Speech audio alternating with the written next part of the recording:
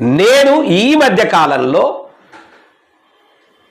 కంప్లీట్గా కొన్ని వీడియోలు వాచ్ చేస్తున్నా. అసలు ఎవరు ఏమంటున్నారు, అసలు నిజమా అబద్ధమా? నిజంగా చూసేసరికి మనము యాజ్ ఇట్ ఈజ్ మనది కాపీ పేస్ట్ చేస్తున్నారు, గుర్తుపెట్టుకోండి. కాకపోతే వాళ్ళకు పాపులారిటీయో పేరో అధికారమో ఏదో డబ్బో ఏదో ఒకటి ఉంటుంది కాబట్టి ఇక మీడియా కూడా 10 ఛానళ్ళల్లో వాళ్ళ మాటను ఎస్టాబ్లిష్ చేస్తారు కాబట్టి వాళ్ళు తొందరగా ప్రజల్లోకి వెళ్ళటానికి ఆస్కారం ఉంటుంది. ప్రజలు కూడా ఏమనుకుంటారంటే వీళ్ళే మాట్లాడింది అనుకుంటారు.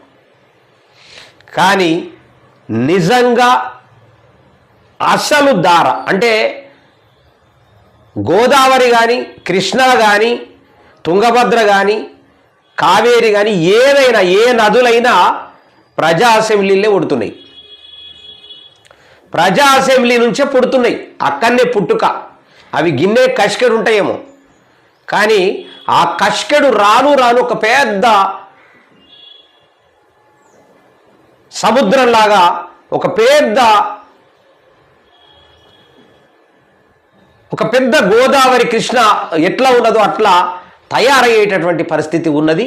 దీన్ని నమ్మాలా? తప్పకుండా మీ అందరి బ్లెస్సింగ్సే. వాస్తవానికి నాదేం లేదు, నేను నడుపుతున్న దాన్ని మీరు ప్రజల్లోకి తీసుకుపోవడం అనేటటువంటిది ప్రధానమైన అంశం.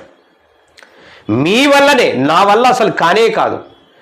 ఇంత తొందరగా ప్రజా అసెంబ్లీని ఒక 6 నెలల్లోనే ప్రజా అసెంబ్లీని ప్రజల్లోకి తీసుకెళ్ళి మేధావులకు అప్పచెప్తున్నారు, రాజకీయ నాయకులకు అప్పచెప్తున్నారు, మేధావులకు అప్పచెప్తున్నారు, సంఘాలకు సంస్థలకు అప్పచెప్తున్నారు. మనది as it is copy paste చేస్తున్నారు. దానివల్ల మనం సంతోషపడదాం.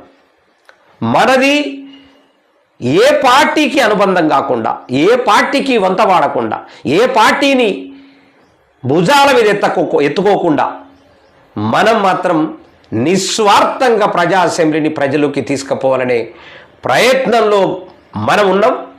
మనమందరం కూడా ప్రజా అసెంబ్లీని ప్రజల్లోకి ఎప్పుడైతే తీసుకుపోగలుగుతామో, వీళ్ళంతా మేధావులను ఇంటర్వ్యూ చేస్తున్నారు కదా చాలామంది, చాలా సంబంధించి మనము ప్రజలను ఇంటర్వ్యూ చేస్తాం. ప్రజలను ఇంటర్వ్యూ చేసి అద్భుతాలను సృష్టించబోతున్నాం. ప్రజల్లో మనసులో ఉన్నటువంటిది ప్రభుత్వాలకు చెప్పదలుచుకున్నాం, దేశంలో ఉన్నటువంటి అందరికీ చెప్పదలుచుకున్నాం, ప్రజలకు కూడా చెప్పదలుచుకున్నాం. ప్రజల సమస్యల్ని, ప్రజల యొక్క ఆలోచన విధానాన్ని ప్రజలకు చెప్పదలుచుకున్నాం. అది త్వరలో